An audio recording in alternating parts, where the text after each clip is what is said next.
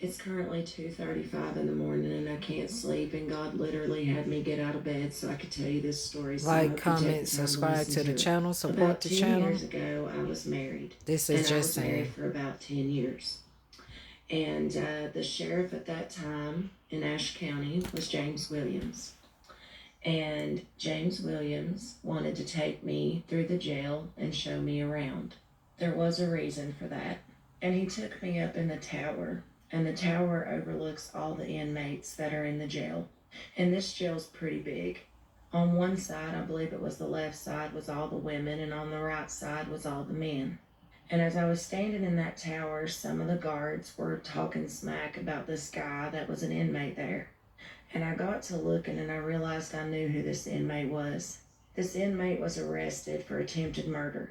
And as they were talking so badly about this guy, I remember my heart just broke in my chest.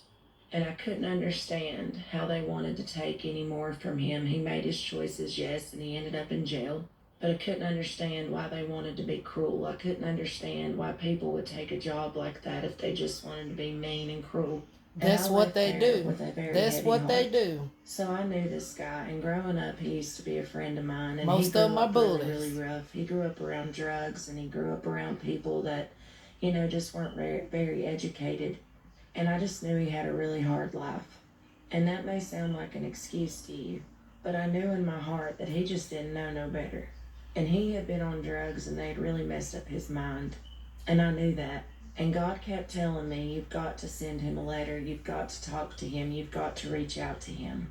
And I was like, God, you're crazy. You're crazy. Why do I got to do that? And my husband at the time, my ex-husband now, he was actually working in the jail. And I was like, how in the world am I going to write this inmate? Long story short, I wrote him a letter. And that letter started my ministry. And my ministry was called Faith Ministry, Forgiveness After Incarceration Through Him. And I believe you can still find my ministry on Facebook. I don't have Facebook anymore, but I believe it's still there.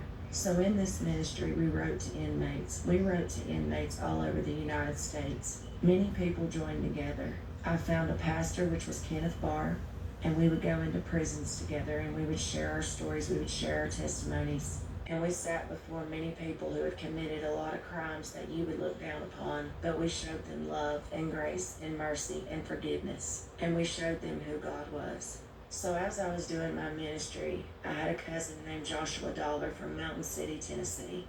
Josh had a history with drugs. Josh was 28 years old.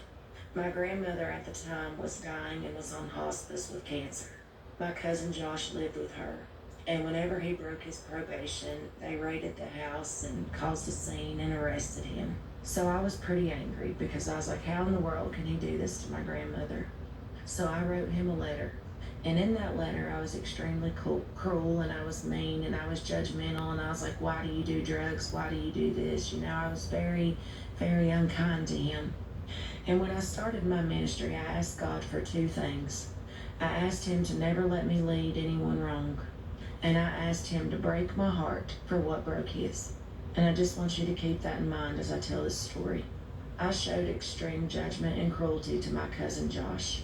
Maybe about 3 days after I sent that letter in the mail being mean to him, I got out of church one day with my daughters, and my mother had called me multiple times. She had called to tell me that Josh was dead. Josh was dead at 28 years old while he was in custody of a prison in Tennessee. And to say that I was in shock is an understatement. I immediately felt guilt because I knew what my letter said. And to this day, I do believe that my cousin Josh was murdered in that prison. They tried to say he had a heart attack, and at that time, I didn't really understand what was going on, and I didn't know all the things that I know now. But me and Josh were very close. We grew up together. We were the same age, and our birthdays were like 5 days apart. And I remember when I saw Josh's body laying there, he had bruises all over his face. I mean, he looked rough. So 2 weeks after we buried Josh, I received a letter in the mail from Josh. And when I read that letter, my heart just shattered into a million pieces. He said, Candace, I forgive you for the things that you said because you do not understand addiction. And he was right, I didn't. I was married, I went to church, I taught Sunday school, heck, I didn't even cuss. And he told me he loved me. And he told me all the things he wanted to do when he got out of prison. And I knew when God sent me that letter, he did that for a reason. He was teaching me to not judge what I did not understand. And he was teaching I'm me not that trying what to we say to judge her. people matters. And it I may just be the wish last she words would we do say to better. them. So I made it a mission in my life to love everyone despite their flaws, despite their shortcomings. And after Josh's death, I started to work with addicts. I would try to get them into rehab. I would help the family. I would go and talk to them, do interventions. And working with addicts is very, very frustrating because they have to want to get better. And it's hard when they Facts, don't want to. facts.